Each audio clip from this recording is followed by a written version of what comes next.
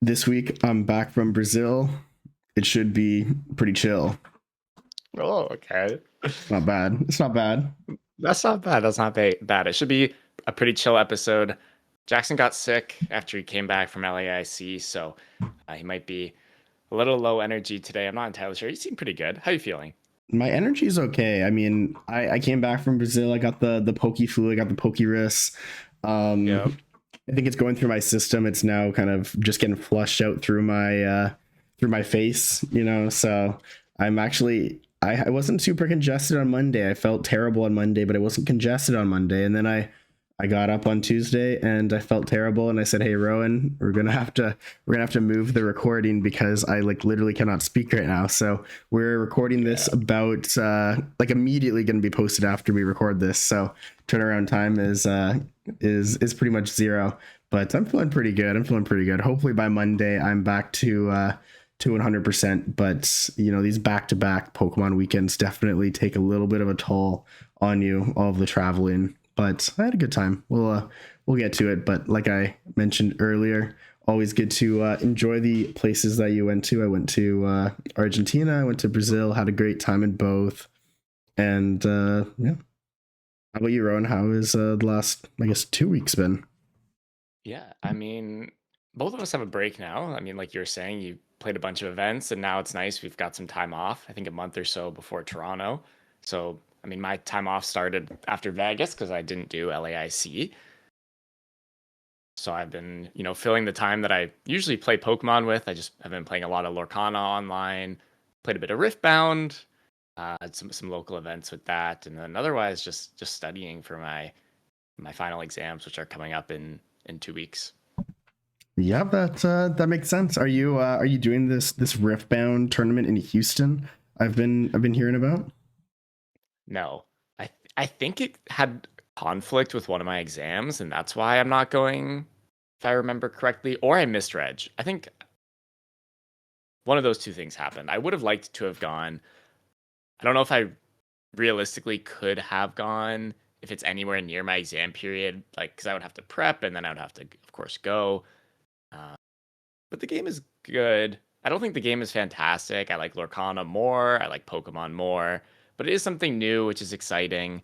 Uh, there's definitely an opportunity. I think in Pokemon, a lot of people are honestly very good at Pokemon nowadays. Lots of people are, getting guides and doing coaching, which I think leads to a really competitive uh, tournament experience, which is good.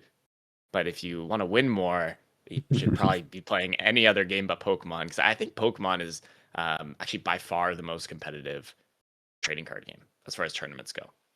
Yeah, that definitely makes sense to me. I played against a lot of guys that I never heard of, and a lot of people that played very excellently against me. So definitely Yes. is a testament to an increasing amount of really solid players across the globe. So I'm with you on that. Lorcana, still talking about those serialized Mickeys. That sounds pretty appealing.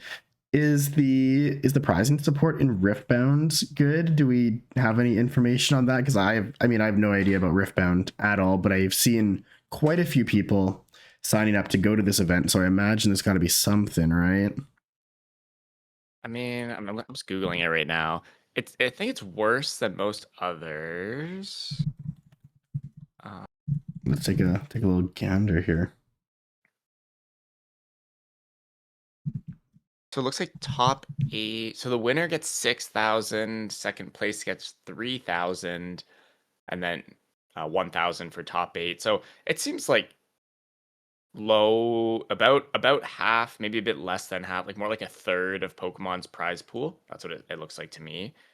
Oh, but it looks like you also get an exclusive Misfortune promo card um, That's for where top uh, eighting. that's where it's got to be, right? You're talking about Lurkana with how much those The are worth. Mickey's. Yeah, and I don't really know League of Legends that well. I've played some TFT, but I would assume Misfortune is probably a pretty popular character, and that's why she's the promo.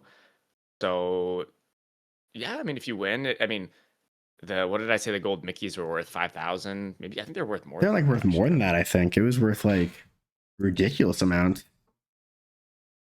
That's something pretty crazy if I if I remember correctly. So Oh yeah, they're 13,000. It looks like I see one for sale. Uh, looks like so 13,000. the Riftbound IP, which is League of Legends, I imagine is valuable, but not as valuable as Disney. So it's probably still Yeah. pretty valuable, but you're kind of comparing apples to oranges here, where no one is really going to be competing on that landscape, anyways. Yes. But also, I think also like the first set of Misfortune promo cards will be worth more just because there's less of them. Like after Houston, there'll be literally just 8 of these Misfortune cards in circulation. So if someone really wants one, they'll definitely have to pay for it. Yes, oh, absolutely. And there's a lot of money in League of Legends, right? It's like one of those like esports things. I think is it similar to Yeah, like where they have like skins and stuff like that in League? Yeah, so I, people pay I a think lot so. of Yeah, money for these like virtual currency things. So I imagine there are a few people willing to pay that amount. definitely, absolutely. But we can get back to Pokemon. Um, we could probably start off with maybe we could start with your Buenos Aires run. Then I can talk about my Vegas run, give you a bit of break from speaking, and then we can talk about your LAIC. Yes, that sounds like a great place to start. All right, so here is my lovely 731 from Buenos Aires, which gets you. I don't remember how many points top 32 gets you, but it's like 160 or 180 or something, pretty ridiculous. So It's a lot I of walked points, right? I walked home with a lot of points for a pretty mediocre tournament run, and I lost my winning in, which 731 doesn't scream I lost my winning in, but I lost my winning in, and I started 1-2 on the day, which was pretty bad. And I'm like mostly playing against people that are like not really too sure how good at Pokemon they are, but turns out the guy that I played round one, he's like I think like the second best player in Argentina or something. I played against him at LAIC last year, so he's like quite a solid Argentinian player. But the guy that I lost to round three, he was playing Dragapult, just like randomly won the event after we hit at 1-1. So that was kind of fun. So That's I cool. guess I like kind of went through the gauntlet. Not that I had like any idea I was going through the gauntlet. I was kind of just getting destroyed by a Dragapult as I was playing Charizard. So it was a little bit of a beatdown. But Labs Limitless does not have the deck data. So instead of using labs, we're going to use Training Court, where I have prepared Sure. this lovely matchup bracket. Wow, it's a lot of It's Solrock a lot of Solrock, and which Bolt. and bolts, yes. Which as if anyone's been like kind of talking to me in the last couple of weeks, my sentiment on the Goldango matchup has gotten like worse and worse and worse to the point where I just think it's like actually unfavored for Charizard now. So this matchup spread like might look good on paper, but I don't really think it actually is. So let's I mean we'll get right to it. So I played the secret box Charizard list. Nothing too crazy, very straightforward, and I thought it was going to be good. I'm walking into a field of less experienced players that don't get to play as many tournaments per year. I figure if I just play the most consistent deck, I'm probably going to have a pretty good time. Just set up, do my thing, and for the most part, that did go pretty well. Although I did really miss the max belt in rounds 1 and 3 here. Definitely think I could have squeaked out at least one of my games against Dragapult with the max belt, and then the Charizard one for sure was a lot more challenging to knock out Pidgeot, and I think I actually played pretty poorly in this Charizard mirror. The first game was pretty interesting.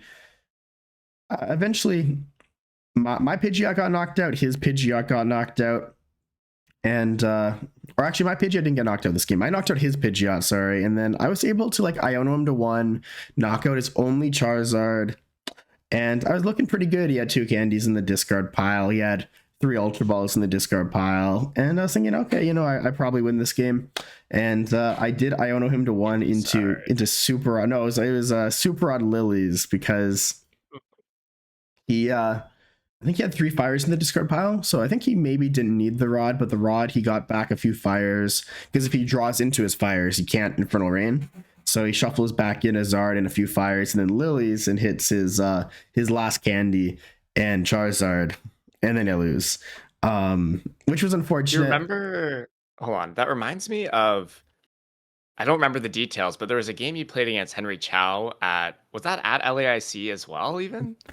Or no? Nah, Like nah, last nah, year. I'm not hearing the slander. Nah, I'm not hearing the slander, bro. I swear there's a game where you got like Iono'd to 1 or 2, and you hit Super Rod Research into like Secret Box, blah blah blah. Yeah, right? Isn't that what happened? Yeah, but it was an Iono to 3. It was an Iono to 3, not an Iono to 1. And he had way better lines. He could have guaranteed a win that turn, and he blew it, dude. I'm not hearing any arguments, man. There was a game against Henry where I went detached to Charmander pass, and he made triple Curlia, and I still won. I'm not hearing this. Did he have refinement in that? Yeah, that must have been refinement. Yeah, it's refinement. Right? Yeah. Oh my goodness. Yeah, no, I'm not hearing that, man. You're not hearing it. All right. I got sacked, bro. It's not my fault. So unlucky. Oh my gosh. You never get lucky ever. Only bad luck. The game 2 against this guy. That sucks. Yeah, it is whatever. The game 2 I played like definitively bad. I like overcommitted to kill his Pidgeot and left him with like a 5-card hand. If he had the response knockout on my Pidgeot, I like kind of just like nuked my hand size. So yeah. Instead, I could have like lilies for 8, left his Pidgeot alive and just hit his Charizard, but I quick searched and did like the Dusclops thing on the Pidgeot. He just had like Arvin for max belt countercatcher, knocked out my Pidgeot, and then my hand was like a lilies, and then that was it. And then I like drew 6 and just bricked out of the game. He played it well, and he made a lot of good decisions. He didn't play into anything. He established a second Pidgeot, didn't fall into one-shot range, didn't play into Briar. He passed at the opportune times instead of taking knockouts. Like he did pretty much everything correctly. And I got punished for being too aggressive and knocking out his Pidgeot. So even though Pidgeot knockout is available, it doesn't always mean it's correct. Definitely, a balance of prioritizing your own board development as well as disrupting your opponents. So, you live and learn, you move on. You're 0-1 in Argentina, and next round time to lock in. It's time to lock in. Next round I play against Gardevoir Crustle, and this matchup's very, very good. But I start game 1 and I look at my prizes and I prize both Duskulls. So I'm I'm feeling a little bit nervous. It's not great, but okay. Luckily for me, my opponent definitely benches too many Pokemon that are not Crustle. So like I can't really break through multiple Crustles if I have no Duskulls. And based on my early Poffin decisions, I think he should have been able to pick up on the fact that my Duskulls are prized. But right. He doesn't, and he benches too many things. He gives me the ability to take I joust a Zoroark for 10, and eventually I'm able to like Defiance Band Charizard swing for 270. So I'm able to pick up 2 prizes there, get access to a Duskull, and then I get into like a Chi-Yu play eventually. Knock out the Crustle. I'm able to chain together another knockout on a second Zoroark, close it out pretty quickly. That game took a long time. It took like 35 minutes, and game 2, we're kind of like he's rushing. I'm kind of playing very quickly to hopefully compensate for how long that game was as well. And no, why are we playing quickly? I'm a nice guy, man. I don't slow play I don't slow play. You're a better man than I. It's not slow play, man. It's I actually playing within the rules. But yeah, I know it is, but I actually play a lot of times after I win a game 1. I sometimes like play quicker, especially if it was like a really long game that's like probably not going to finish anyways. I'm pretty good about that stuff, especially in favored matchups and against people that I like. But yeah, okay.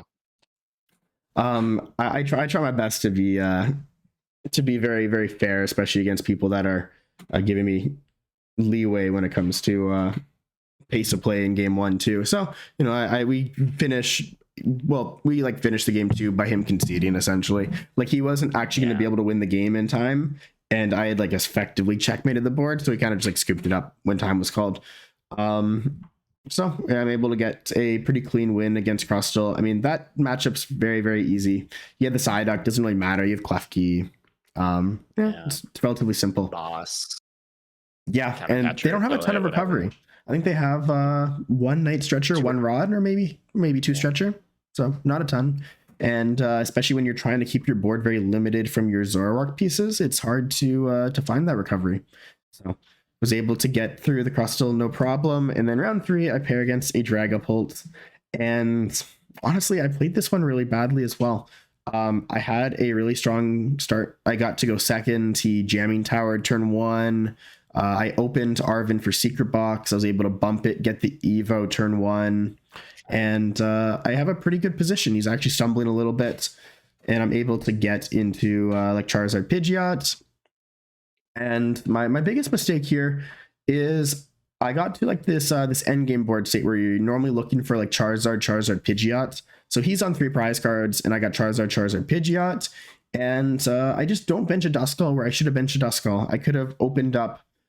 I could have forced him to take a prize card. Would have been able to open up Defiant Span one shots on Dragapult, and yes, it would have made his prize map a whole lot easier. But essentially, what ends up happening is I get stuck 2-shotting Dragapult, which is just super terrible trade. And I just didn't pick up on benching a Duskull at the right time. End up losing the game that I think was mostly in my control. I feel like that board, that Zard Pidgeot, when your opponent has 3 prizes, is also such a max belt board. Like you're doing 270, you get the max belt. That's also kind of maybe what you're going for against Grim. Yeah. But like when you don't actually have max belt, that board feels a lot less effective. And maybe you should just be benching a bunch of skulls or like, definitely benching like maybe even 2 skulls, right? Yeah. In pairs of 2, right? Because then you want to force your opponent down to 1. Yeah, exactly. Right? You can take your 4, even if they like knock out a Duskull, go to 2. You can take a 4 prize Briar, turn on the Budu. So that's sick. There's a lot of things that I should have done there that I didn't do. Game 2, I get what's coming to me. I break off the Budu, and he like benches me. He goes like Candy Dragapult, Dusclops, Dusknoir, and just like nukes my entire board on like turn 3. Sick. And I just get like benched. It was really, really bad. So I'm in the gutter. I'm 1-2, and I'm not feeling great. I'm a little bit off my game. The environment is a little bit foreign to me. The tables are very tight, and honestly, it's just getting to me mentally. I'm playing poorly, and I have to like relock myself in. So after I'm 1-2 and I got like nuked off the board in 20 minutes, I leave the hall. I go to the cafe, and I just like sit there and ponder for like 20 minutes. I go speak some broken Spanish to go order myself a croissant and a coffee. And I sit there and I just decompress. And I come back refreshed after half an hour, and I am paired into Raging Bolt. And things are still going pretty terribly. I can't lie. You lose that first game there. I lose the first game. Kind of just got blown out, to be honest. I think I like packed it up pretty quickly. Game 2, I have like a really smooth start. He takes the 1, I get the 2-2-2 line. Nothing super crazy. Game 3, however, I actually should have been like 1-3, but my opponent just like missed game. And I like have a Lily's turn. Okay. I have like a decent board. I like Lilies, and I draw into like 3 fires, and I just can't Infernal Rain.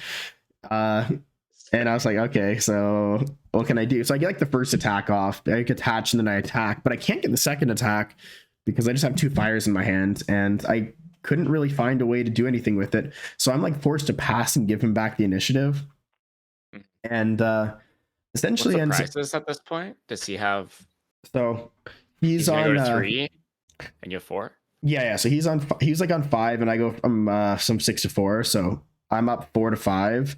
And then he goes from 5 to 3, and then I have to pass, and then he goes from 3 to 2. Oh my goodness! Okay. And my board's pretty bad as well. I don't even have a Duskull on my board, so there's like no possibility for like a Briar play. Yeah. So, Chiyu?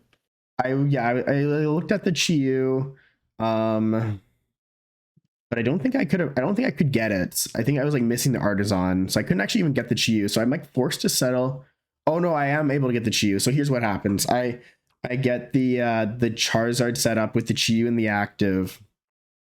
and I knock out his Iron Leaves, and I have 1 energy on my Charizard, and he goes for the game winning play to knock out my Charizard, and he like throws 3 energies onto a Teal Mask and Myriad Leaf Showers my Charizard, but my Charizard only has 1 fire on it, so he only does 300. And that cost him the game. He had like Stretcher for Iron Leaves. He could have like gotten a 4th energy on Teal Mask. There's like a bunch of things he could have done, but he ends up messing it up, and I'm able to like close out the game, get the win there. Fire. Yeah. With Oh the bounty of fires in my hand, I'm able to attach a fire.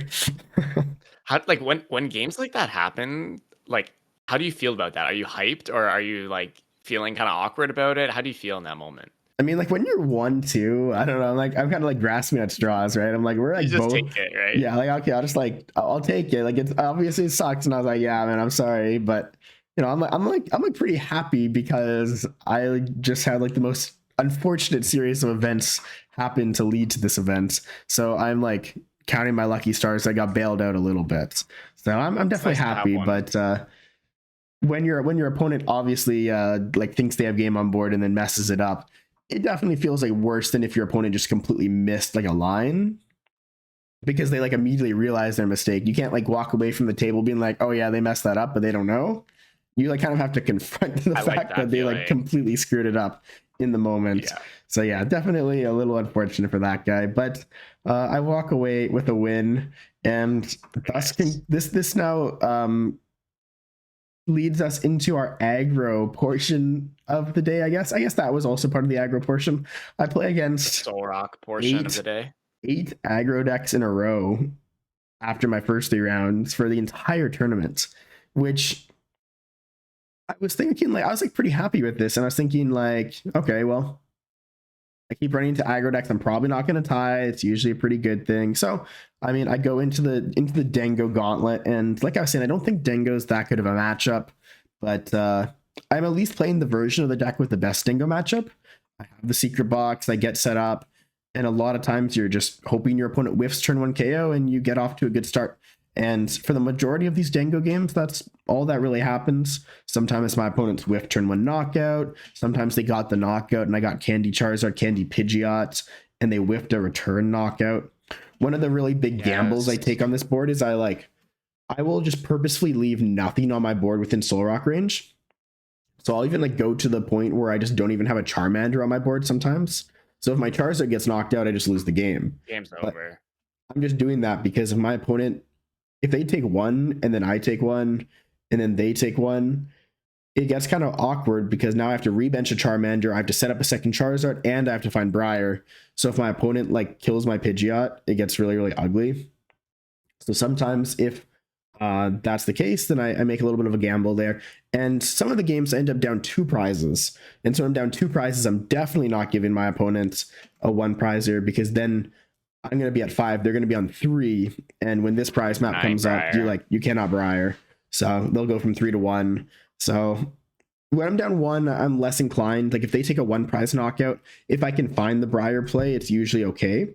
So usually the way that I go about it is if I've already used my secret box, I won't bench a Charmander. But if I haven't used my secret box, then I can just quick search for secret box. And then now if they knock out my Pidgeot, I can get the Briar. And then if they knock out my Charizard, I can just make a second Charizard. So it's like, it's pretty versatile since you can like hold on to it in that regard. So most of my games kind of go something like that. My opponents probably have a few sequencing errors here and there. You can't really tell because like they kind of have their like 10 card hands and you have no idea what's in it. So like they're probably doing something wrong if they're whiffing the knockout, but occasionally they whiff a knockout.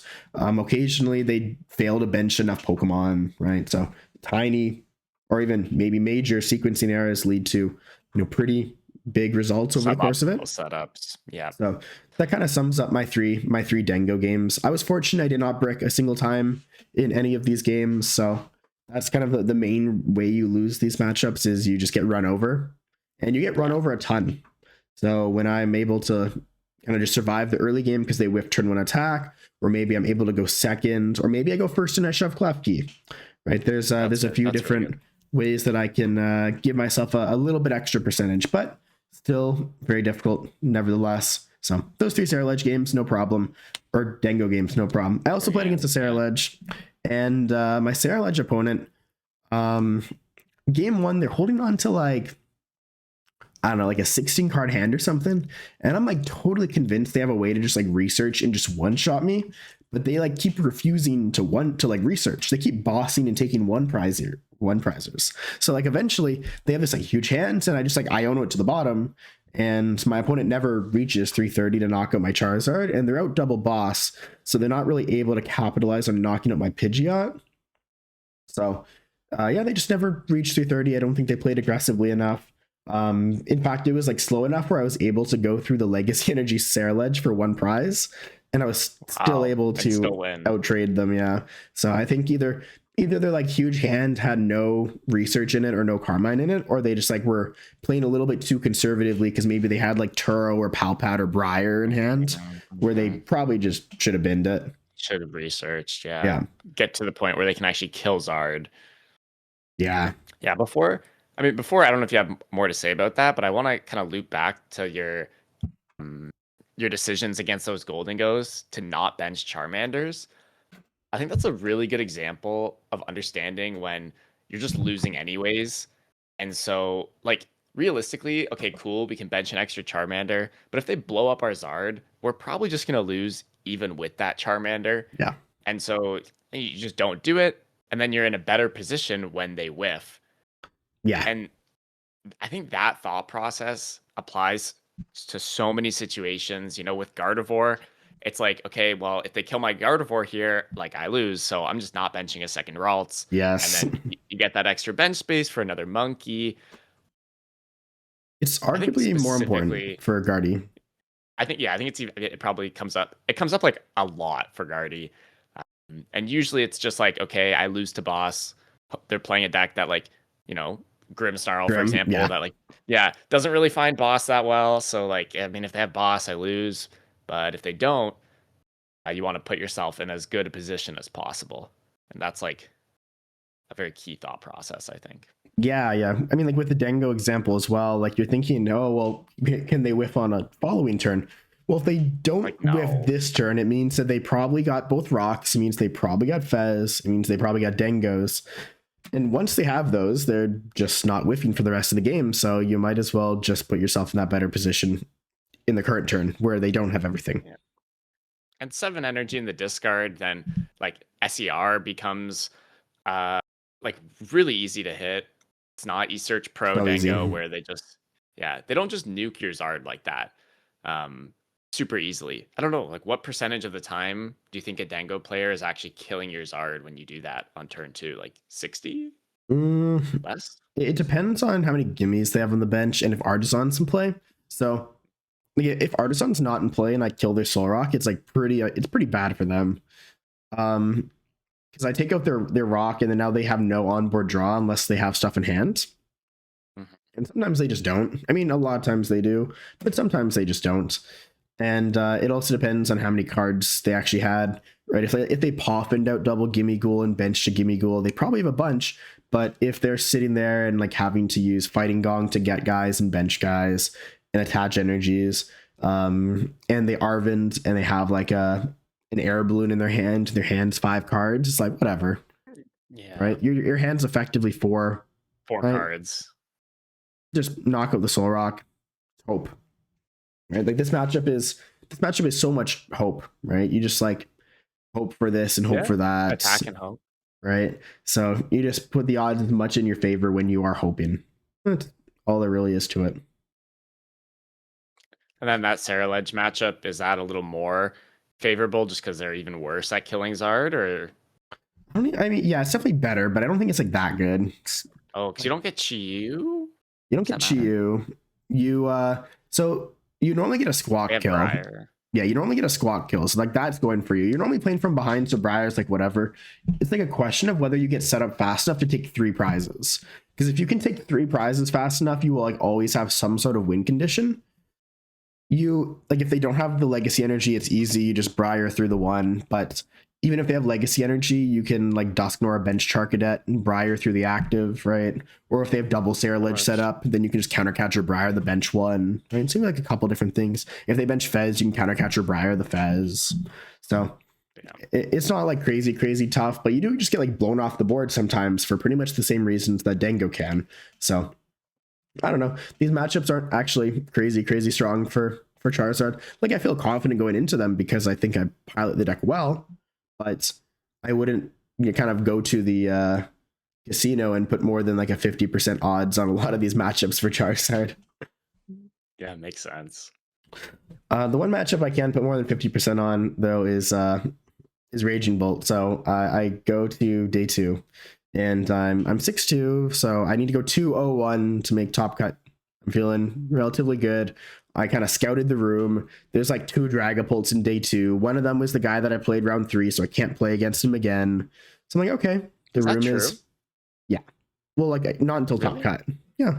Oh, I thought, okay, like in old, am I tripping? I swear in like the old like 15 round system, you could hit the same person twice, right? Yeah, you can. You can't now though. Like your resistance carries over and all that too. So you'd have the same guy in your resistance twice too. Right. Okay, that's a good point. I never knew that. Okay, well, anyways, sorry. When you're playing your like 2,600 person tournaments, like who cares, right? Yeah. But in the 350 person SPE, it's a little bit different. So how many people were in day 2? 40 something, 42, 43, something like that. Gotcha. Yeah. Or actually, I think it was a bit bigger. It might have been like, it's about 20% of competitors make it to day 2. So I think it was a little bit more. Maybe 60. Yeah. I think it's closer to 60. I know everyone was in 64, but it was like pretty close. Yeah. So I play against Raging Bolt round 9, and this is a really unfortunate tie. So kind of one of my general experiences with a few of my opponents, they don't get like as many times to play a year, I guess, and a lot of the players just play there a little bit slower. So I feel like I'm compensating for pace a lot, and that was definitely one of these games. So I think I played pretty well up until the game 3, where I kind of just like played myself into a tie because I played too fast, unironically. So like you should have gone for a 1-0. No, like like in game 3, I ended up tying because I played too safe. So I was playing like really fast, and I like benched an extra Charmander, and I just like should have benched a Duskull. So I board locked myself at a Duskull, and my opponent just started passing. So I just like couldn't take prizes because he was on 5, so I couldn't one-shot Raging Bolts. It was like nothing I really could have done at that point. But had I benched a Duskull, I would have been able to win before time. So game 1 was kind of like very smooth game plan, kind of hit what I needed to hit, got the 2-2-2 line. Game 2, he has like the perfect start. This is pretty much the only winning line for Raging Bolt, where it's essentially doing this Dango impression. So he opens like Ditto into Baby Bolt, attach, pass into like Rock Crispin. So he's able to make the 1 prize board.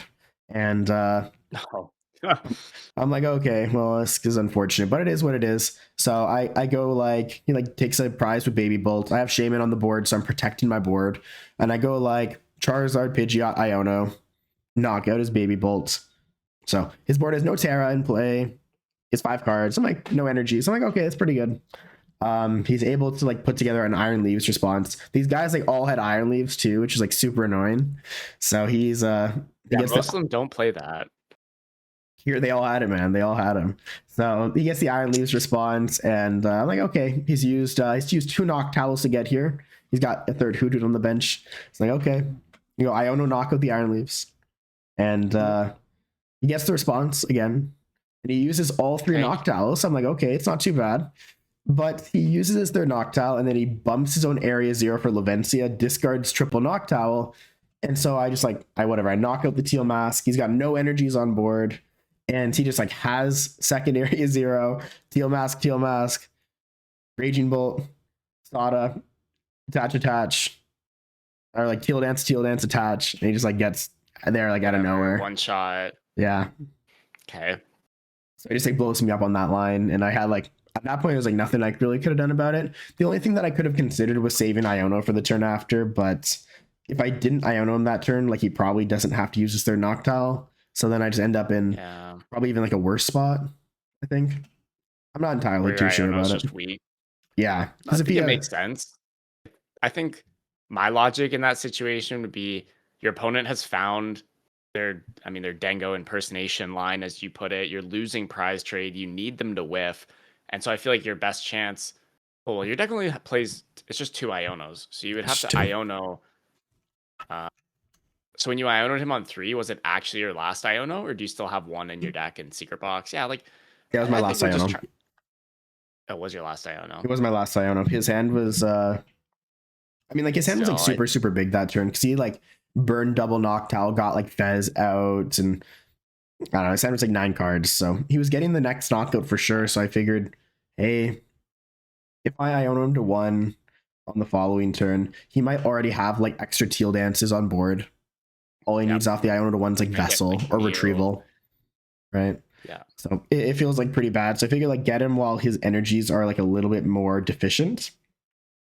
And I think it was like a good play, but yeah, I mean, you just had what he needed, right? Sometimes you just have what they need on that line. Sometimes you don't find what you need. Sometimes you whiff your line as well. So yeah, it was okay. So game 3, I kind of just you have like 8, 9, 10 minutes, something like that left.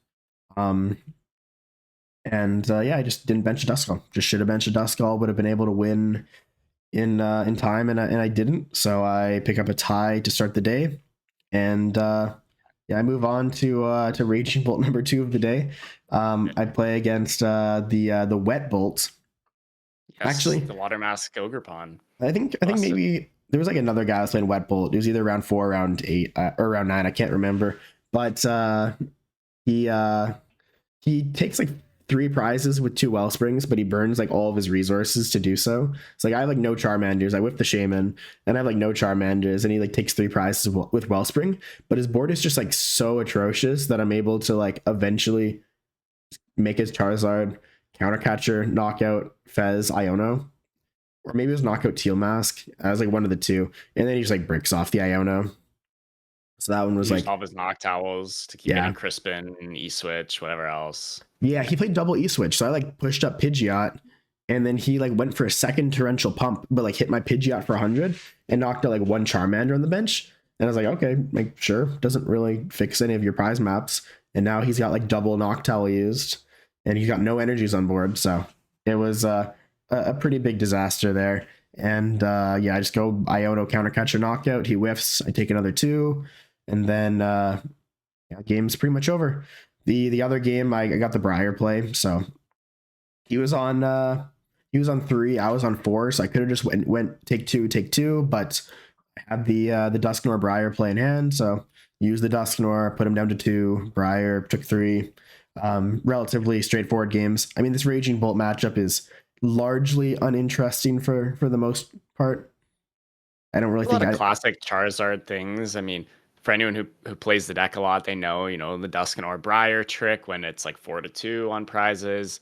A lot of these like early game 1 prize boards. Charizard's like very fundamental prize trading, right? So yeah, a lot of your lines are the same. Yeah, especially in like all these aggro decks. Like, yes, they attack with different Pokemon, but realistically, they do small damage with 1 prizers, and then they do big damage with 2 prizers, and like there's no multi KOs. There's no well, I guess the Torrential Pump is an exception, but yeah, fundamentally these decks are very, very similar. Yeah. So we yeah, I'm 7-2-1. I go to my win and in. I play against Dingo, number 4 of the event, and they do finally get me. Game 1 goes off without a hitch. Kind of just get my board up. I think he whiffs a knockout on a Charizard early game. And I have like double Charizard Dusknoir or something set up. And this part's like really annoying to me, where he just like refuses to scoop a game where I have like double Charizard checkmate set up. And it's like forcing me to go through the actions for another turn and burns like 5 minutes off the clock. So we go to game 2 with like 25 minutes or something, like the worst amount of time to go to a game 2 with. And I I have a slow start. I go down like 2 prize cards, and I think at this point there's like 15, 16 minutes on the clock. And I'm like about to I'm about to go down the second prize card. I like pass back to him, and he's like already got the knockout. He's like already got all his stuff. All he like really needs to do is just draw some cards and take the knockout. Like your sequencing doesn't even really matter. And he takes like, I don't know, looks like he's about to take like a 5-minute turn to do nothing. So I like have a completely playable game here, and I just scoop on the spot. I don't even like give myself the extra turn because he's playing so slow that I can't even justify seeing the game out 1 extra turn, which is like really, really frustrating because like, sure, he's like taking 1 action every 15 seconds, but it's like, I'm coin bonusing for this card and then coin bonusing for that card. You just draw the maximum amount of cards. You already have your board set up, right? So he could have done his turn in like 15 seconds and could have like realized that game. But I mean, luckily for him, I'm at least aware enough to scoop, right? Give us enough time for game 3. But like, it's like if you don't, like a game of chicken almost, where he's also screwing himself over. And this happens all the time. It's actually so annoying where like your opponent's just like screwing both of you over. They don't realize or they don't care, and then you compensate. And then but then by you compensating, like they never get punished. And they actually get kind of rewarded because like if they're slow playing to both of our detriments, and then I'm willing to like speed up and play bad to make the game finish, or I'm willing to scoop and give up my low percentage games, then like they're kind of geniuses for slow playing, knowing that I'm just gonna like reward them for it. So it's like, I don't know, do you ever just like, I never would, but like, do you ever just get stubborn and just say, all right, screw you, man, like we're just gonna tie, like because like I don't know, like I would never do that, but that's what the story makes me think and makes me want to do.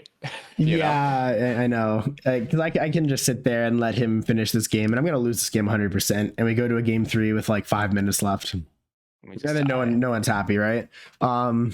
Especially like there's like no cash on the line or anything, right? It's like what am I like really doing? My tie upside is like really, really negligible. I scoop. We go to a game 3 like 15 minutes, and I prize my Chi-Yu game 3, which is like the only card that I just like really, really do not want to prize. And I got prize double Pidgeot before I prize Chi-Yu, to be honest. It's like so bad to prize your Chi-Yu. But I do prize my Chi-Yu, and he like has a pretty bad start and takes a knockout with a Dingo, and I just have like no punish for it because my Chi-Yu is prized. Don't play max belt either. Yeah, don't play max belt either. So I like basically can't do anything about it. I like take a 1 prizer, and he blows you up. No, he like doesn't have he like had like 1 Dingo in play, and then he like turroed it because his hand was like really, really small, right? Like he's like bricking, so he couldn't really do anything. So he like he has a Dingo on the bench, and he took like or I think he like still had the Dingo play, but he like took a 1 prizer with a Solrock. And then at this point, he's like, I've taken 1. He's taken, no, he took his first 1. And here's what happens is I like Dusclops, and then I go for like counter catcher on the Dingo on the bench. And then I take a knockout, and I go to 3, and then he's on 4. So we have to Briar. Yeah. So I made like a crucial mistake here where like, again, this like 5 minutes on the clock, so I just like didn't have enough time to think it through. I couldn't make a Pidgeot this entire game, so my biggest lagging piece was finding Briar. So what I should have done is I would have had like some really, really ugly discards, but it just would have been worth it. Is I Arven for like Defiance Bend counter catcher. I should have Arven for Secret Box plus Evo, and then just like Secret Box away Evo, grab Defiance Bend, counter catcher, Briar, whatever stadium. And then I think I would have had to pitch like a Fire and an Ultra Ball, and it would have been not guaranteed that I got the follow-up knockout. But by playing it like this, I at least have the hardest piece to secure because I have to Briar to win the game. And I have like Tatsugiri and Fez on board. He kills my Fez. So that goes around my Charizard, kills my Fez, right? So if I have Briar in hand ready, can't do that. He has to kill the Zard. He has to kill the Zard. At the very least, I get like a Fez and a Tatsugiri, or not the Tatsugiri, but I get like a Fez. I have my 2 prize cards. I have a reasonable sized hand. I can probably make a second Charizard. Again, it's not guaranteed. I don't have a Pidgeot, but it's higher odds than finding Briar. And so I whiffed the Tatsugiri and I settled for like Iono to 2 knockouts. And you know what happens when you Iono to 2 knockout on a Dango player. So They draw 10 cards and one shot you. Yeah, he draws 10 cards and one shots me, and I lose. So yeah, a little frustrating end to the day there, but reflecting on it, most of the mistakes I made I could have fixed, right? So did I have some things that went poorly? Did I have some pace of play issues that I wish I didn't have to deal with? Sure, but I probably could have solved a lot of them with better quality play. So at the end of the day, I'm just reflecting on what I can do to play better. Right, that is that's all there is to do, right? I mean, yeah, every time I come up short, well, like the other option, it's either be better or quit, and I'm not quitting, so I'm just like, okay, well, it's just be better. Then that's all there is to do. Option number 3 is complain into the void, man. Come on, you're missing the third complain option. Into the void. Sometimes a good complaint into the void does make me feel better. I try to do it as little as possible though, but sometimes I do enjoy a good complaint into the void. Well, speaking as all Pokemon players do. I want to hear some of your complaining here. Actually, you blew like a crazy start. You blew. I didn't even know. It wasn't my fault, man. It wasn't my fault. And look at this matchup spread, bro. You hit Alakazam. You hit 6 Dangos. Like, come on, man. This is. Okay, yeah. The spread's kind of goated. So, okay, wait. Round 1. My round 1 opponent was actually playing. For the audio listeners, this is Vegas. This is. Oh yes, Rowan's Vegas. Yes, this is my Vegas. I forget about the audio listeners sometimes, man. Okay, yeah, but round 1, I played against Terra Charizard. It's Charizard. Even better. Water Mask. I don't know if you can pull up this guy's list. This matchup, I felt was actually like kind of terrifying. Oh, what is that? I got. Dude, Limitless has been like bombarding me with ads these days. No, me too. It's actually bad. The pop-up ads are getting a little egregious. Like look at this, man. The Sephora ad. What is this? It's like animated and everything. It's like slowing down my computer. Holy. Can't even fit the deck list on the screen because of the ad, dude. This is terrible. Oh my gosh, unreal. If you click like open as PNG file, surely it like works. I don't know. Oh my gosh, there's a psychic energy hiding down there as well. There we go. Yeah, pretty much.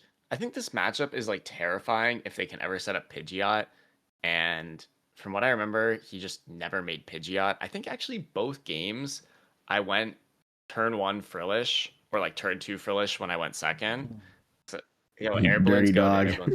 Arvin. So turn 1 Frillish, and then he went Jacques for Pidgeotto Pidgeot, and then I just went Candy Guardy Screamtail to Pidgeotto, and then he just like had a Pidgeot in his hand that didn't do anything, and then I was able to do some combination of using Mew to copy Zard's attack. I know one of the games I just like mind bended the Zard and it was just kind of stuck there for like the whole game, confused, and then I was just like screamtailing Hoot Hoot. So yeah, there's only like a 2-2. I think 2-2 Noctowl. It's pretty thin, eh? I mean, I guess the idea is make Pidgeot, and then you have and there's like a Pidgeot Zard deck for the rest of the game. What are you even like quick searching for, man? There's like nothing in here to quick search for. Yo, there's no Briar? How is there not a Briar? I was playing around Briar at one point. I mean, you're like that's number what I get you. Briar believer. This is like got to be criminal. This was like a scary game, and I think I ended up closing out a 1-0 here. The second game, like I wasn't really playing to win. I mean, that was the game where I was mind bend spamming. I think I was gonna win anyways, but the game ended. We had like 3 or 4 prizes each.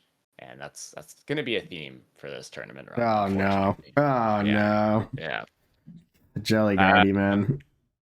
Second round, I think I hit the Alakazam. Tom was a cool guy, pleasure to play against, and he had a great run with the Alakazam. I almost lost game 1, and game 1 was like really long. I went down like 4 or 5 prizes before I could get a Guardy online. But then I was able to just add it, and then I got Jelly up. And I played all 4 of my Ionos. I just went like Iono, attack with Jelly, and then like maybe he attacked me for like 140, and I went, retreat into Guardy, Iono to 1 again, and I Ionoed him to 1 like 4 times in a row, and started using monkeys to like kill Dunsparces and Abras. This matchup is just really good. Maybe if they get Battle Cage, I was and they playing a little can, bit of Alakazam yesterday actually. yeah. But with Dawn as well. The Dawn part's good. The Battle Cage felt pretty mediocre. I can't lie. You like had Yeah. to you had to find it and stick it really early, and also your Dusk. Like I played against Duskbolt. You know the guy that actually no, you don't know the guy. I played against a Duskbolt at LAIC, and I just like paired into the guy on the live ladder, and he just like ran. He just ran my stuff again, Just even on blew you live. up with Dusknoir. Yeah, even on live, dude. He's just running me. So that was Oh unfortunate. no. Oh no. That's so sad. And you were playing Alakazam with Battle Cage. I That's was right. playing Alakazam with Battle Cage. I thought it was cool in theory. I think I'm gonna scrap it, but it's cool. Yeah. I played against it at League the other day. It's like, I don't know. I was playing Guardy at League and he was playing Alakazam and he stuck the Battle Cage on me. It just like still didn't matter. I had no stadiums 'cause I didn't see it coming. And then I just was able to win Iona to 1, kill active. Oh, at one point, if you just go back to the list for a sec, I also Yeah, like he had Fez down, and I just like brought up the Fez and like hit it for 190, or maybe I brought up the Fez and scream tailed the Alakazam with energy, and then he just can't actually retreat, right? Because yeah. there's no There's no switch, mobility. there's no mobility, right? So that's a bit another kind of random liability or random weakness of this Alakazam deck. Bring up Fez, kill the energy, and it's like impossible for them to attack. To be fair, if your board is just Dunsparce and Alakazam, you have no trap-in liabilities. But that's like a super big, in theory, kind of idea. Usually got fan Rotom.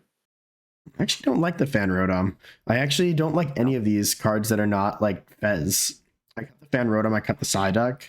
Because come on, Bundle? you're losing to Duskbolt anyways. Dust Bowl. You can maybe Yeah, you can no. justify bundle because you can discard bundle, but it's like Blood absolutely Moon is also horrible. crazy. It is like criminal to open any of these Pokemon that are not Abra or Dunsparce, is what I found. Wait, if we open Blood Moon, we actually lose the game Yeah, immediately. absolutely. He's like Oh my literally on the goodness. spot. I know it's We actually bad. scoop. This is like our this is like the original uh straight pull deck that we had a switch though, didn't we? Yeah, you don't We say had a we, switch. bro. That's all you, man. Yeah, you were playing Pulsar at the Yeah, time. that's all you. True, true, true. I wanted to play the penny. I wanted to play the Oh penny. yeah, we didn't. Yeah, we didn't play Penny. Yeah, you played the Switch. No, the Penny was fine. We did play Switch. Yeah, the penny was bad. I did Yeah, he want it. knew she played it. Yeah, he did bad. Of course, he did bad. All right, let's see. What was my next matchup here? I don't remember. Probably one of your 15 Dengos. Yeah. Yes, one of my 15 Dangos. Honestly, like all these Dango games blend together. Yeah, just consolidate them, Um, man. Something I'll call out. I think like some of them I played really well, and then others I like made mistakes. Against, I'll talk about the ties against Moffat. Game 1, I just like bricked. Probably should have scooped because I think this matchup's like really favored, and I probably should have scooped game 1. I just like opened brick, but I had Mew, and I like mewed for some cards, and like they were dead, and then I mewed for some cards, and they were dead, and I'm sure I could have found a time to scoop. It actually did work out for me because I was also dead drawing game 3, and so I was gonna lose. But I think objectively speaking, I made like some bad time management there. Yeah. Which like worked out, but and then like the Slavincia is like in theory that's annoying. In reality, it's not. It's basically just like having Lonazade, which also doesn't matter. Dude, this list is criminal. It's got a 50 Yeah, HP no. gimme goal in it and only one Lavencia. It's like not even committing to the bit. No, Nick always plays some crazy lists. I remember he was kind of one of the first people. Sometimes he's on it though. He was one of the first people to be playing Iron Bundle and Regidrago, which was like huge in Mirror. Yeah. And definitely the first time I looked at his Regidrago list, I was like, "Yo, what is this guy doing? Like, this is so weird." So he's sometimes he's a genius when it comes to these weird lists. But I don't All think right. this one. No, not this one though. No, like the energy recovery doesn't matter. What matters is that I'm just item locking for like infinity and then devoing all the dangos at once. I like the monkey tech a little bit more that I saw Yeah. from Yeah. played against oh, no, I didn't play against Stefan. I saw Stefan. I played against Grant Shen, but he prized his monkey, so I didn't hit it. Or even like that support Saguaro, I think heals 70 from two or heals 50 from two of your poke. No, that's not what that card does. No, that's not what the card There's... does. I'm just shaking my head at you talking about Sagaro and Dingo, bro. Come on, man. Oh my gosh. And then I tied Gabe because I messed up. I forgot to play a like okay, I forgot to play around Premium Power Pro plus Vitality Band Soul Rock Kill Monkey Dory. So he had one prize left, and I Devo wiped all of his Dangos, and my lowest HP Pokemon on the board was Monkey. Yeah. And I didn't even consider that that was a possibility. But he had the Soul Rock with the Vitality Band on the board, and I could have just killed it, and then I would have won. But instead, I just killed Fez because I was like, "Oh, like Soul Rock's not doing anything; it can't kill Monkey." Oh no. And then it did kill Monkey with the Premium Power Pro. Yeah, that's bad. That's like really, really bad, actually. Yeah, yeah, it was bad. So then we tied, and then I'll talk about the last Dango match, and then I'll loop back to the Bolt. But I mean, in round 10, I just got double donked. It took about 10 minutes. Sick. It was yeah, super sick. But round 9 against the Bolt, this matchup's just really good for Guardy. I am not entirely sure what my line was here. But I remember both games, I just like drew reasonably well. My opponent went up like one prize, and I had Gardevoir up, which is like huge. I think you can probably go down 2, sometimes even 3 prizes in this matchup, and then get your Guardy and be okay. But for the most part, it's just about like when you get that Guardy and you're down 1, I just like spam the board with 2 prizers to maintain stability, right? So Yeah. like turn 2, Guardy comes down, Mew EX comes down, Pheasantipity EX comes down, probably Clefairy, even if I had it, came down. And then I just start attacking with Clefairy or Mew, just random 2 prize Pokemon. And I'm just trying to like trade 2-2-2. And as the person who took the first 2, like I'm just gonna be winning that exchange, right? Yeah. They can So like that get was the definitely baby one. bolt involved in that exchange sometimes if you have like a Ralts laying around. It's a lot harder if you make it a Curlia now though, since it has 100. But you like sometimes get into trouble there where you take 2, they take 1 back, and then you get like a little bit stuck if you just have like Yes. Clefairy, Mew laying around. No, you're right. And so usually I just try not, because what's actually even worse is that Ralts dies to Fan Rotom, which is like pretty easy for them to find with Prime or Boss. Yeah, super easy. So yeah, usually I make my Guardy, I just don't put down another Ralts, and then if they ever like nuke my Guardy, I just have Clefairy on the board with energies, probably also Mew EX, maybe with an energy or 2 on it, so that Yeah. I can still maintain that 2-2-2 prize race, even if the Guardy dies. Super smart. Yeah. If you go down like 3 prizes, I played against a Raging Bolts in Pittsburgh, where I went down like 3 prizes and they were like baby bolt spamming, but I just sat there and frillished. And like you look at this deck, right? They have 2 Raging Bolts and no ways to find them that aren't items. So if you just power press Iono to 3 with a Clefairy in play and 1-shot baby bolt, their deck normally just fails on the spot. So that's pretty cool too. No, that's a huge line. Absolutely. And I think game 2, I did something similar, except I just like had turn 2 Jelly. Like I had like turn 1, attach pass, they kill my Ralts, I go Jelly, maybe play an Iono. Game 2 was like really non-competitive from what I remember. I just like had a Jelly on like turn 2, and it just like ran her over. Yeah, this deck is very non-competitive sometimes. Yeah, against Gardevoir especially, it's linear, right? So then, yeah, round 10, I got double donked. And then round 11, I got some of that luck back where I basically double donked Matthew, a little Dark Fury. Rip my It was guy. around. Yeah, rip my guy. He could not withstand the item lock. I don't think, click on his list. I don't think he played Iron Bundle. And so in game 2, I just like put Jelly in the active. Yeah, no bundle. And like he was item locked. He couldn't really get out of it. He never made a Grim, and Jellicent, I think, probably took 6 prize cards.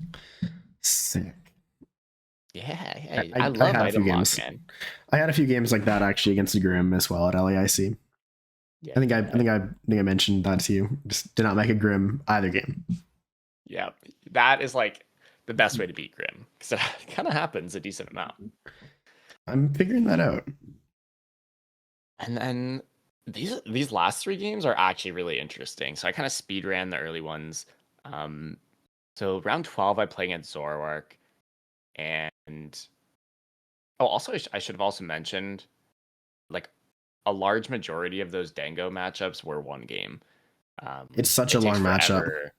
Takes forever to Devo them, and then when you get to game 2, you also just have like really like it just takes forever. So you just start frilishing, and you can try to set up your Devo play, but like realistically, they can't take 2 prize knockouts, and so like 15 minutes on the timer, you play at a natural pace. It's just not finishing. No. Well, actually, something that was interesting in that matchup that I learned is you like actually never want a second routes on your board pretty much ever unless you're gonna power Yeah, press. So yeah, you like that your list doesn't play Taro. When I was playing Taro, the Taro felt insane because I was always able to like craft like a really, really insane board. But if they like went after my only Ralts, because I was playing 2 Ralts at LAIC, if they went after my Ralts, I would just bench another Ralts. And if they went after my Ralts again, they were just down double boss. yeah. And the Jellicent just kind of destroys them at that point. So that was kind of interesting. Um I don't Yeah, think I the would. majority of people understand that the extra Ralts are actually like a huge detriment to your board there. It is. You want okay. You like really want double monkey, double frillish, and you have 2 spots. So like if you have two Ralts, yeah, you want Fez. You really want Fez. So um, quite often what I was doing, especially um, like I would just go 1 Ralts. If I went second, I would just go 1 Ralt and I would TM Evo it into Curlia. Yeah. I especially enjoyed actually starting Ralts and then TM Evoing the bench Curlia, and then the active Ralts would die. And that was pretty good. Yeah, the double Um, Ralts board today where they're forced to fix your board for you. Yeah, super nice. yes, super nice, right? Yeah. And sometimes I did just end up with 2 Ralts and I just didn't have Fez, which sucked. Yeah. Yeah. But this game Mhm. against Zoroark was really interesting. He played Hero's Cape, which was a massive problem. Um, and we play 1 game. It's just a 1 game series. We're both taking our time. And I think probably like 3 turns into game 1, based on my opponent's pace of play and my pace of play, pretty much just decided it was going to be a 1 game series. And I think like especially into some of these bad matchups, playing for 1 game series feels a lot better, right? Because like 10 minutes into game 1, I can be like, okay, well, like usually this matchup's pretty bad, but this game I have a chance. And so I'm just going to Yeah. try and make the whole series be this game. And like if I lose this game, like that's it. And so my You're start okay was like with a not bit more great. variance, right? Yeah, I'm okay. I'm definitely okay with the high variance in the bad matchup. Um, and so game 1 or only game, I start off the game with Screamtail. Um, I attack first. He's like being kind of passive, which I think is good for him. He wasn't giving me like Fez and Countercatcher and whatnot. And so I Screamtail for 80 into a Zoroark with all the energies. Um, and the idea is I don't want to give him Countercatcher because then he's going to get to kill my Gardevoir for free, and I really can't deal with that. I could have killed like a Zorua. Mhm. But then he just has Boss. So he bombs my Gardevoir, might have a backup Ralt on the board, but I definitely don't have Candy Guardy. And like at that point, like I know the game is just starting, but there's definitely at least 15 minutes off the clock already, maybe even 20 Ouch. minutes. Because That's horrible. yeah, the pace of play is really low. We both had slow starts where like he was just like trading and like not really doing anything, and I was just like playing Lily and not really doing anything. Um, and so now it's kind of awkward because if he didn't kill the boss, kill the Guardy. I was feeling like pretty good about the position. Now I'm feeling kind of bad, but I'm not scooping. And so, because I feel like if I scoop at that point, we had probably like 30-35 minutes. And I don't know Yeah. that that's a 3-game series anyways. So No, you're playing for a tie at that point, right? I'm playing for game 2 for a tie, um, which just wasn't super appealing to me. And so then I take a 1-Prezzer, I still have my Screamtail, right? I kill like a Zorua, or whatever, kill something. And then from there, we exchange some knockouts. I think he takes another KO. Um, Hero's Cape comes down onto the damaged Zoroark, and the mid game is lost to me. But I remember at the end of the game, what I was able to do, I was down. I think I had 4 prizes, and my opponent had 1 or 2 left. I think 1 left, and I was able to find like Clefairy plus Countercatcher so that I'm not swinging into the Zoroark so that he's not getting Outrage. And then I like Iono'd him and attacked and set it up so that if he didn't find Boss, I would be able to win on the following turn, and the Clefairy is now weak to Dark. And so I lost to like a lot of different combinations. I lost to Run Dark Energy E-Switch, so that could kill the Clefairy. Yeah. Then I also lost to just Boss, kill my Guardian, and that's what he found. He just found Boss off the Iono, which You was have like charm very on the Clefairy? reasonable. No, no charm, no charm. So Also I also lost Monkey to Dark. Mochi. Yes, but all of his monkeys were actually in the discard, and all of Okay. his rods. Interesting. I lost. It Long was a game. weird game. It was a really long game. The resources were really tight. He was down like he had 1 boss left. He was down boss. He was down pal pad. I was down like all of my rods and all of my stretchers and all my counter catchers. And so it was like really weird. Okay. But Well, I I mean, felt like you put it to a it was a decent, close one. yeah, decent last turn for you to get to after that start. Yeah. Yes, I mean, as soon as he flipped Zorua at the start, I was just like, oh, like this sucks. It sucks. It It's so sucks. bad. So I was proud of myself for being able to get it to like a winnable position. Um, Yeah. yeah, I end up losing this one, and then the next one I run into a Pult, a super nice guy. We have some really weird games where um, like struggling to remember them. One of the games was like a non-game where like he just like didn't really uh lock me very well, and I just like got a Guardia up. But then one of the games he like board wiped me, but his board kind of sucked, and so I was able to reestablish. But for some reason I couldn't get there in the end. I think he board wiped me, and then I went like Evo, and then he did some kind of like mediocre Phantom Dive where he doesn't kill all my Ralts again. Yeah. And then basically the way the game goes on that turn, I have to get like the Mew Clefairy Phantom Dive play, or else I'm just like really far behind. And I whiff it. I think I found Clefairy, but not Mew or not Monkey. And so then I just end up like killing the Pult with Gardevoir, which was just like significantly worse. And then he had like a Dusknoir on the board or a Duskull or something. Yeah. And then game 3, we have a Gents, which just ended up being like it was like a Gents on like turn 3 of the game. And it was just like, oh, like if I Iono into a Psychic Energy to attack with Frillish, I win, and if I don't, I lose.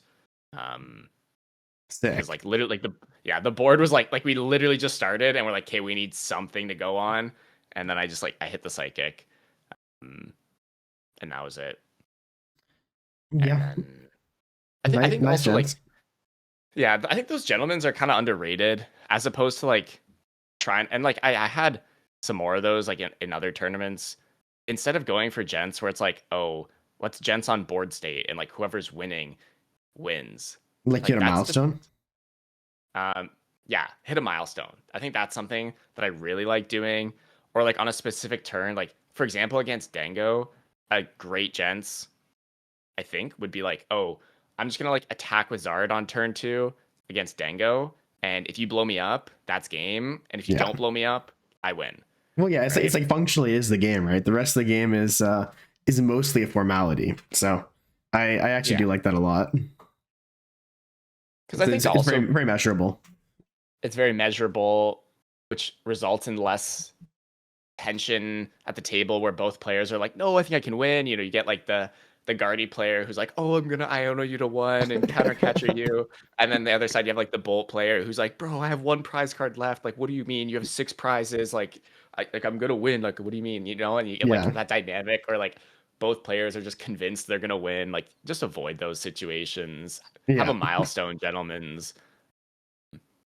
Sometimes it could even be like stupid. It could be like, oh, like if you start Ralts, you win, or if you start Charmander, you win, or something like that. I don't know. When there's Start like really no Frillish. time, if you Maybe they start start if you start Frillish. Frillish, you win. Like yeah, like that works.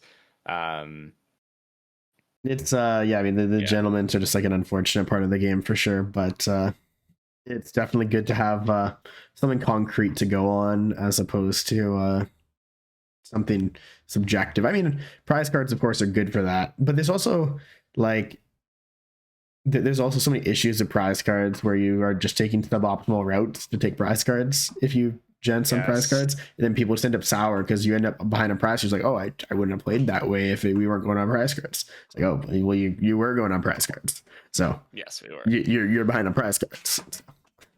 And then you also Oh, get like you'll take the tie. Oh, okay. oh, sick man. Yeah, well, that's great. That's great. We'll just both miss points or cash or whatever you're trying to do. Um, and then also the awful part about that is when you're doing prize cards, you end up in this dynamic where you both want to be like the last turn of time, and then you're like playing the timer to like try to be the last turn, and it's like just so annoying. It's horrible. Um, No, no, give me the chess clocks, man. Give me the chess clocks. I'm down to just play like best of one, or I don't know. I feel like this topic has been beaten to Beat. death in Yeah, conversation. okay. So Tell me about your terrible Jelly Guardy mirror, and let's go on with yeah, our day because this is like the worst go. matchup of all time. No. This matchup's lit. This game was lit. No, I'm just joking. This matchup is like horrific. Oh, we played a Mega Gardevoir. Interesting. Um, so again, it's a 1 game series. Come on, dude. Come on. dude. Nah. Okay, this one, like, okay. My approach going into a game, if my opponent is fast, I will be fast, and we will play 3 games. If they're slow, I will be slow, and we will play 1 game, and that's just what it is. And I think you have this like exit point in game 1 in these situations where like 10 or 15 minutes into the game, you can concede and try to play for 3 games. But then like you also get into those dynamics like you had at LAIC where if I go into game 2 with 35 minutes and my opponent is just not willing to play faster, Yeah. we're just not like that. Like I would be scooping game 1, 15 minutes in, relying on the fact that my opponent knows with 35 minutes they can't slow play me to a 1-0, so they have to play fast to play 3 games. Yeah. Which Well, I is mean, like you have to be yeah. playing like Guardy, right? Like you can't be playing many ducks to do that. You can maybe What do you play like mean? Dusk Bolt. Like if I'm playing Charizard, I can't play a 1 game series with Charizard. Oh, yeah. Yeah, I mean Guard, you have a lot of actions. Your games take a lot of turns because you're using a lot of one prizers. You're like trapping things awkwardly a Yeah. lot, like mind bending. Uh, Yeah. So like when your average game length ends up being 30 plus minutes, sure. Like Charizard's average game length is whatever, like 20 minutes tops, and yeah. only ends up getting stretched if your opponent is like turtling. So it depends on that. But you can't like play it. Yeah, I can't ever play a 1 game series with Charizard. I'm like playing against Dingo, and I'm like I'm putting my 40-minute game 1 against Dingo. No, yeah, it It's just just not doesn't really happening. happen. No. Yeah. But yeah, like I mean, we both sat there. So neither of us found Jelly in the early turns. We're both sitting there with Frillish Those are the and fun games. Monkeys, and yeah, they're the ones that are actually interesting, right? Yeah. And so it's been like 5 turns, and neither of us have taken a prize. And so at that pace, it's like it's so natural for it to just be 1 game. Yeah. And I get to a point where I felt like I was losing development. My opponent, I think, had double monkey, and maybe he didn't have double monkey. I know my hand was dead. I just like lilied into 6 like terrible cards, and one of them was TM Evo. And so I decided to just give up on the Frillish item lock and Evo.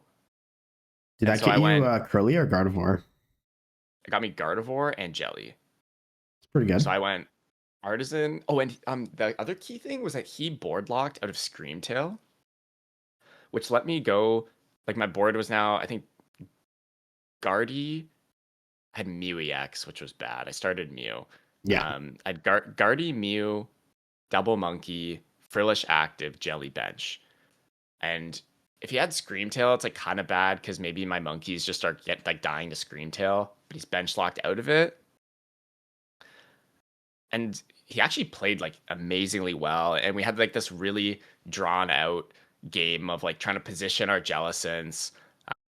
And then I was eventually able to uh, kill his Jellicent. And then the game opened up and it came down to an Iono to 1 at the end. Oh my gosh, he doesn't play Fez. I was wondering why he never had Fez on his board. He just doesn't Oh, play it. No, that's like criminal.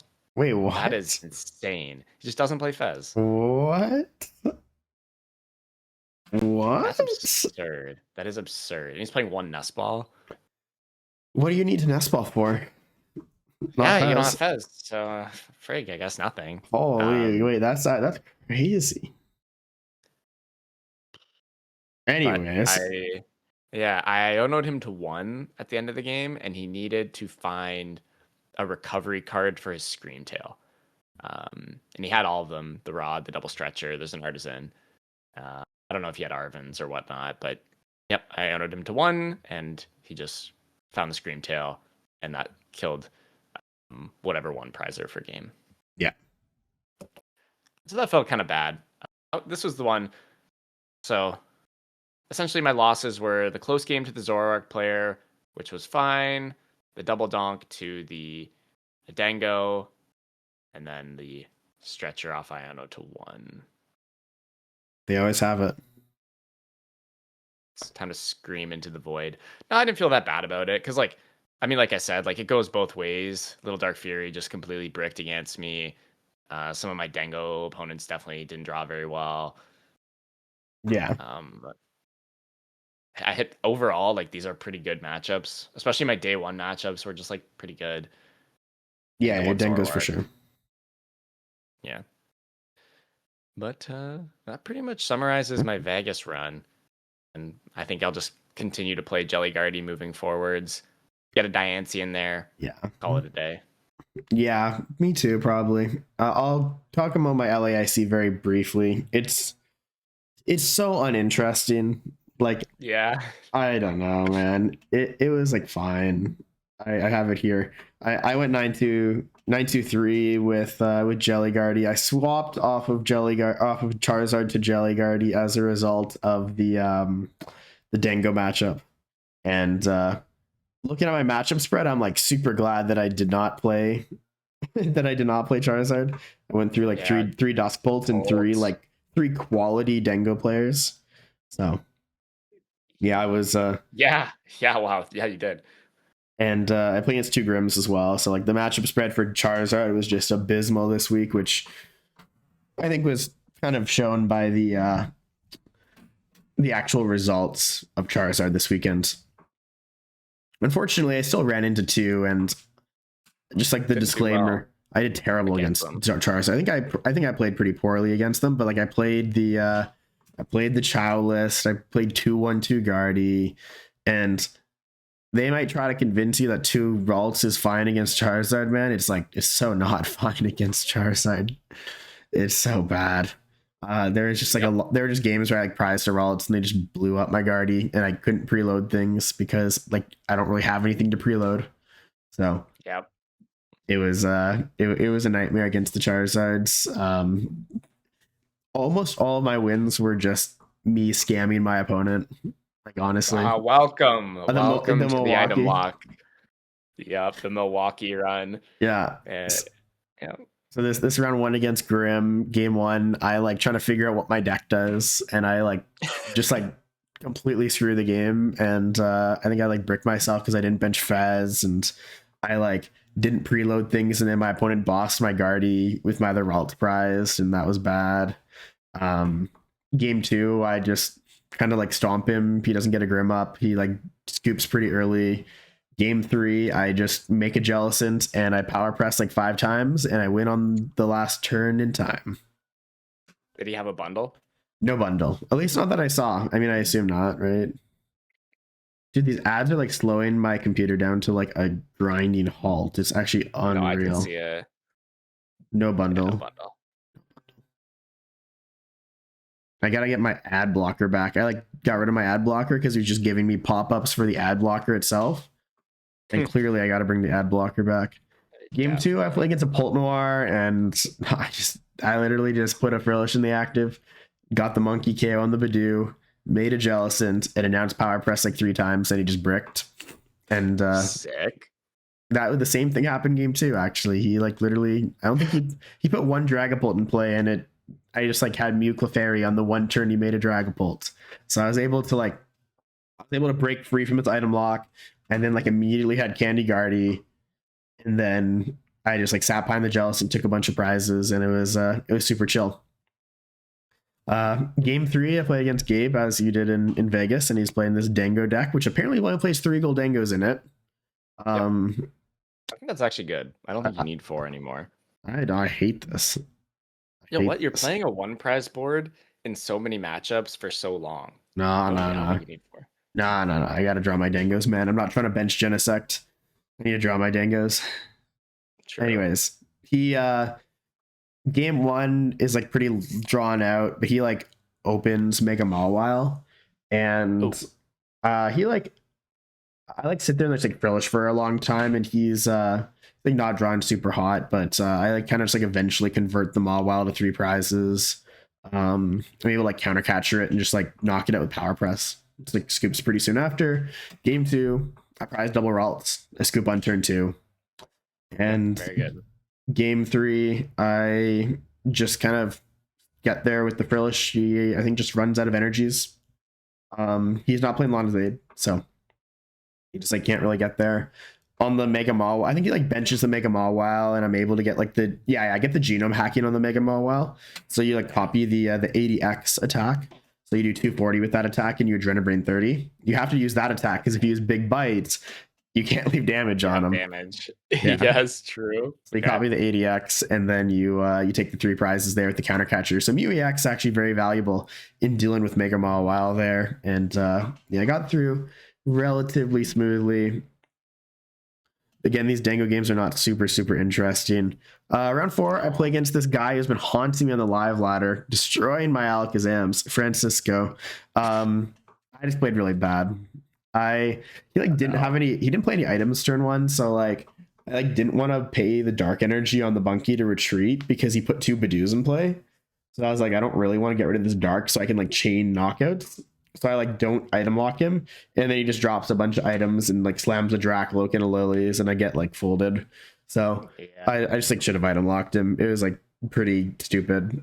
So I lost that game. Game 2, he just like blew me up. I didn't get into the Frillish. I whipped a Psychic Energy, which was also on the back of another bad play. I just like vesseled away a Psychic, and then I Ultra Ball away a Psychic, and then I just like whiffed a Psychic off Lilies. I should have guaranteed the Psychic, and I didn't. And then I whiffed. I got punished for it. And I just ended up losing. I play against Jonathan in round 5 on Charizard.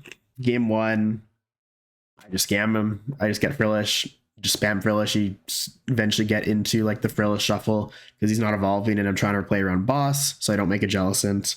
And he just scoops. I knock out his Pidgeotto, so that happens. Game 2, I think I just played this one badly. I went too aggressively for the Frillish. I made my board bad. I benched Latias, and then I locked myself out of the ability to Screamtail.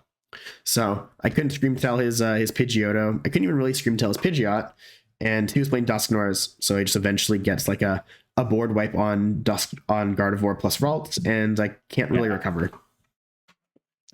Game 3, I kind of just have like a pretty bad start. I like Mew EX, try to bail myself out. Can't really bail myself out. He takes like a 3-prize lead, and yeah, I just lose that one. So game 2 is the biggest problem. Like I just should not have went for the early Frillish. Should have kept my board state more intact. The Latias was too aggressive. So should not have used that. And yeah, maybe could have picked up one otherwise. Round 6, round 7, 2 more Dengos. We talked about Dengo enough. These games aren't that interesting. Devo. Did you Devo them? Brandon, one of the games, I think I just like outpaced him. I think he just had a slow start, and I just started knocking out gimme ghouls with Adrenabrain. So yeah, I mean, yeah, that works too. If it's going really well, yep. So these games are like relatively chill. Grant bricks game 3 against me, and I donk him. Like Miracle forced his like Soul Rock or something. So that was pretty unfortunate for him. Round 8, I play against Riku. I think you saw this screenshot of his tweet, right? He made a tweet. I'm not going to pull it up because I don't know what his Twitter is, but he like made a tweet saying like he ID'd with me because he thought I was playing Charizard because he was playing Absol without the answers for Charizard, and then he was like annoyed that he ID'd with me when I was playing Guardy because he's playing just like the straight Absol deck. But then the weird part was like we played it out after just for fun because I was like, I'd never played against this deck. I wanted the practice. And I actually beat him in the set, and then he still tweeted that out. So I was a little bit confused about that. I had like a bad day mentally, so I was like pretty happy to just like lock up the day 2 with the ID. I normally don't ID at 5-2, but I was like, yeah, it's an IC. Like I'm still in top cut contention. It's okay. Yeah. Yeah. So day 2, go into day 2 at a whopping 5-2-1. Play the first round of day 2, or phase 2, I guess, today on Saturday. And I play against a Grim. They don't make a Grim either game. I completely scammed them with Jellicent, and I feel bad. They like prize double Impidimp game 1. Game 2, I Iono them into like an unplayable hand. They just like lose very quickly. Round 10, I play against Hunter, and this is one of our locals. Shout out Hunter. He's playing Duskbolt. Game 1's kind of interesting. It's actually like the only interesting Duskbolt game I really had where we both get set up. He's like finding Dusklops under item lock, finding Halucha and Dusknoir and like Luminous Energies under item lock. He eventually gets like I make a Jellicent, and he's able to get the knockout on the Jellicent via like Dusklops plus Adrenabrain plus Phantom Dive on the active. And then fortunately for me on that turn, I like top deck into the Candy Guardy out. So I am able to like Candy Guardy, get the Clefairy down and close the game out. So that was fortunate, but most of that game was kind of just like me sitting behind Jellicent, and he's able to put together like board wipe plays. But I was able to like sit behind the Jellicent and reestablish just enough to squeak by. Because like when you get 4 manuals on the Jellicent, you are threatening power press for 320. So he wasn't really able to go after my Ralt. He was forced to go after my Jellicent because otherwise I just power press his Dragapult for 320. Yeah. So really, really important when you're playing Jelly Guardy that you get those manual attachments. Yeah, you like don't want to discard Psychics against Duskbolt. Even in Guardy Mirror, it's like not that good. Yeah, like if you're getting item locked, like you just don't want to be pitching like a ton. Maybe 1. No. Like I like putting 1 in the bin. You just don't need that many. Hand, I'd like Ultra Ball, Vessel, Psychic. I would probably just Ultra Ball away the Vessel and the Psychic, or like Ultra Ball away the Psychic and something else, right? Yeah, like, just it's very reasonable. So I pick up the win there. I play against Laura round 11. She's playing Zard without the Dusknoirs, like just kind of pretty standard max belt list. Probably should have won one of the games, but she like gets set up eventually, and yeah, I just like always had damage output problems in this in against these. I just like couldn't really knock out a Charizard. I felt like a junior who's like, it's my first time playing against Charizard, and Charizard has like 330 HP.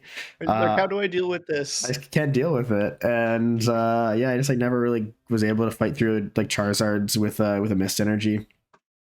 It's tough. Yeah, the Mist is actually really hard to deal with. That's true. And yeah, so game 1 I lose. Game 2 I like speed through a Jellicent. I like scam a win. Game 3 I'm speeding through a Jellicent. I'm scamming the win, but time gets called like a turn before, and we didn't have an agreement, which is like fine. Maybe should have made one. She said she was like open to an agreement after the fact too. So like I probably just should have made a gentleman's agreement. But again, like she also just said we would have played completely differently. Like she opened herself up to losing way faster with the intent to win a lot faster. So game would have played out a little bit differently. But I end up with a tie there, which is fine. Puts me in a top cut contention, but I'm still in cash contention. So I'm like, okay, this is fine.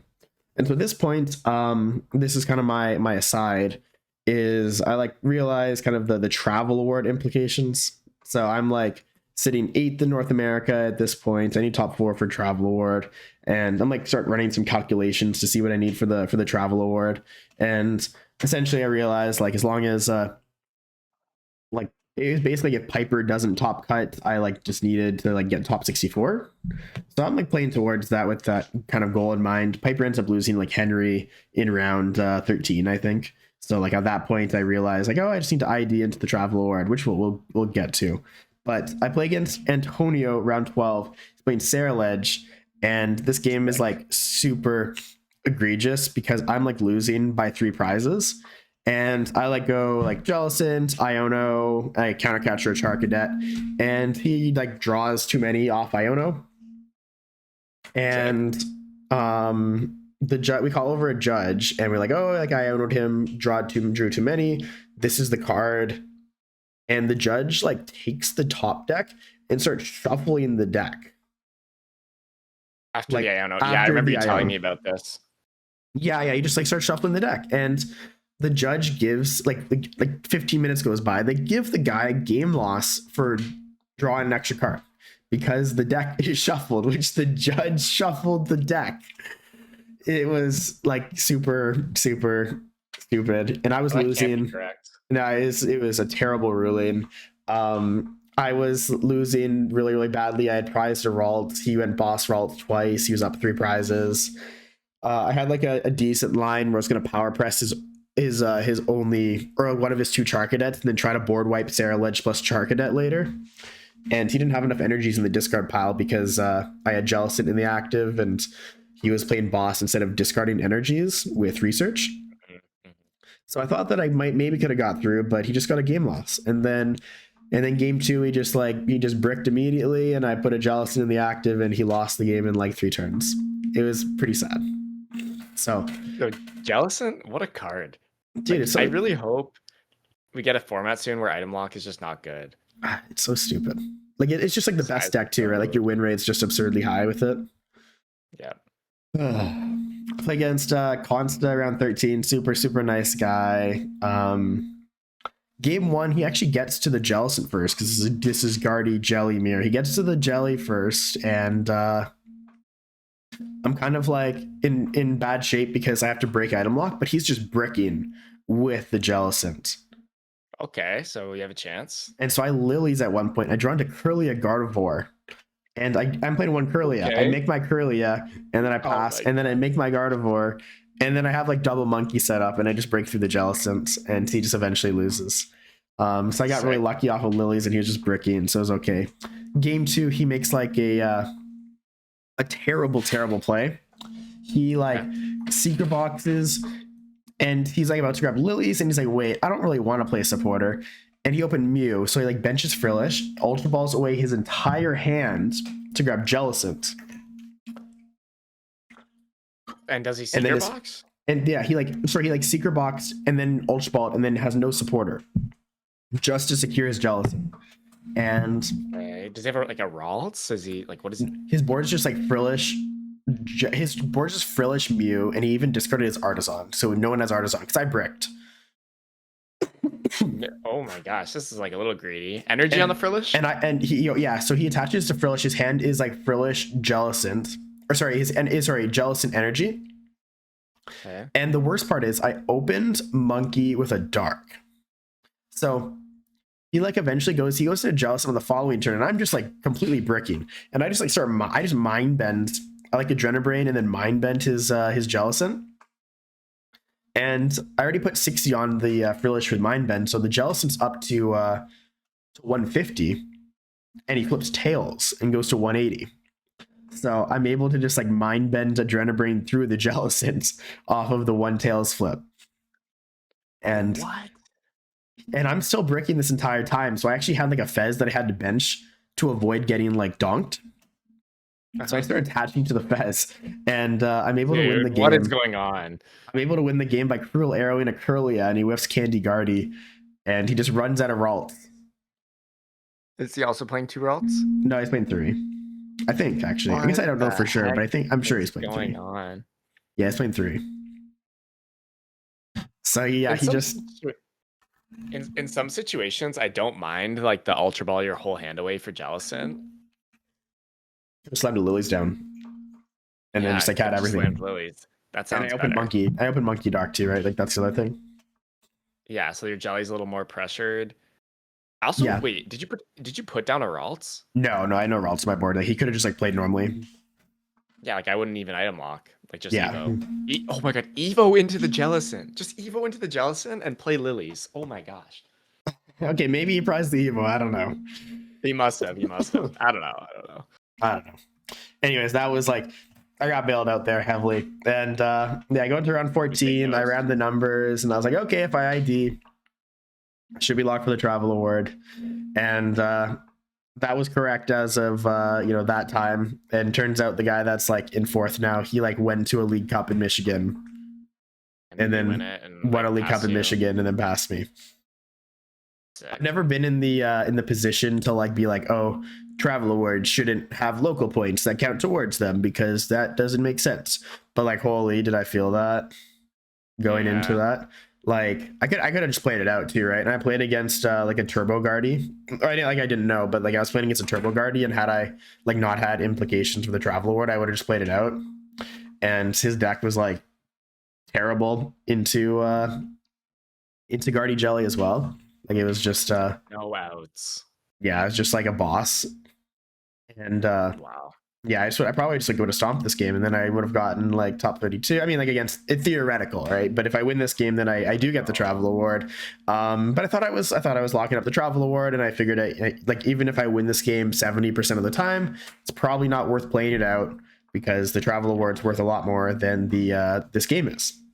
So I took an ID, and it turns out that it was just like kind of shoved to the bottom because League Cup on like the last day of the period during LAIC. So it's a little bit unfortunate. It's not like a huge deal. Like I'm not going to cry myself to sleep over it, but it's definitely unfortunate. I wish I would have given myself the chance to play this last round out and try to finish top 32, have a better tournament. So yeah, that sucks. It is what it is. Carlos, super nice guy though. We talked a little bit after. These guys, he came with a group from the Dominican, so shout out to those guys. They don't get a ton of opportunities, they said, so he was very happy for his first IC to be cashing. So at least I could grant him that moment instead of crushing some dreams with turn 2 Jellicent. True, yeah, turn 2. Man, this card is just unbelievable. You put together a good run here too, right? A lot of wins and ties in a row. You didn't lose after round 5, and kind of similar to your Buenos Aires run where you just had some bad early rounds and then put together a good run in the back half. Yeah, and the games that I actually played, I went 9-1 because I double ID'd, right? So I'm pretty happy with it. I switched to the deck with like pretty much. Like I never recommend doing this, but Charizard was just such a terrible play for the event that I just like switched to the deck at like 11 p.m. the night before. How do you make that decision? Like at what point? Like frequently, I advise my students not to switch decks. Do not do this. It's a terrible idea. Yeah. At what point, like how bad does your deck have to be for you to do this? And it's like, look at my matchup spread, man. Like this is like your expected value. Not actually, but like it's pretty close to your expected value if you played Charizard to this event. It's like I can't win this event playing against 3 Dragapults and 3 Dingos that are good quality. And I knew there would be good quality Dingos. I knew there would be a good amount of Duskpults. And the Charizard deck just wasn't very good. So I mean, I think your deck has to be like really, really poorly positioned. Like it can't just be like slightly poorly positioned. It has to be like really, really poorly positioned. And like if I look at like Charizard win percentage, like look at this, you can like see Yeah, 40, it's bad. 42 win rate, right? Like it's bad. And that's if you look at like the players playing, like the top placing list is like 75th, right? For Not an good. 8.8% deck, for your highest placing player to be 75th, like your deck has to be really, really, really bad. So yeah, would not recommend do as I say, don't do as I do. But yeah, if you're gonna make that decision, it has to be like a really educated decision on the meta. I don't think most people are equipped with the information to make that decision. I think for me, it's when your deck has like two major issues, right? Like your two major issues as Charizard, I would say, were Duskbolt and Dango. And like when Duskbolt is your only major issue, you can ignore it. But when you start getting two and like three issues, like I think it's really just like those two. I mean, it's like two main issues, and then otherwise your deck is like still not like if you have like two huge issues, but otherwise your deck's insane. Like okay, But it just wasn't. It was like but it pretty good. It was wasn't. like pretty good elsewhere, but not even like insane elsewhere, right? Like Duskbolt, Dingo, number 1 and number 2. You look at day 2, and it's Duskbolt wasn't as it didn't convert super well, but Dingo did, right? 21% Dingo in day 2, and then Absol as well was like 11.4, and not all of them were playing Cornerstone, but the ones that were playing Cornerstone, I sure definitely did not want to hit with that secret box list. That's for sure. So Yeah, you definitely want the max belt there. yeah, so definitely not the best play for the tournament. I'll reevaluate for Toronto, but not super hard, not super high on Charizard in its current form. Definitely need to look at some list that doesn't play Dusk Noir and has some other tricks in it. So I'll reevaluate. Yeah, I think that's a good place for us to leave off. We were going to talk about Stuttgart, but we've already been going for quite a while. I think, yeah, people will play Guardy. People they'll put a Deancey in it, Yeah, and people will put Don's Lopunny in bad. their Dango decks. We can next week will be good because I don't think either of us have put a tremendous amount of time into the format for Stuttgart, so we can just see what everyone else is doing and then talk about it next week. Yeah, I've been focused on LAIC. I've not been focused on next format. I'll do a little bit of evaluation from the results. I'll play a couple games. I played all I've played is like a few games of Charizard and Alakazam. So I need to actually play some. I need to play some of this Diancie card. I need to play some new stuff. So we'll get back to it next week. All right, I guess we'll end it there. All See you right. guys.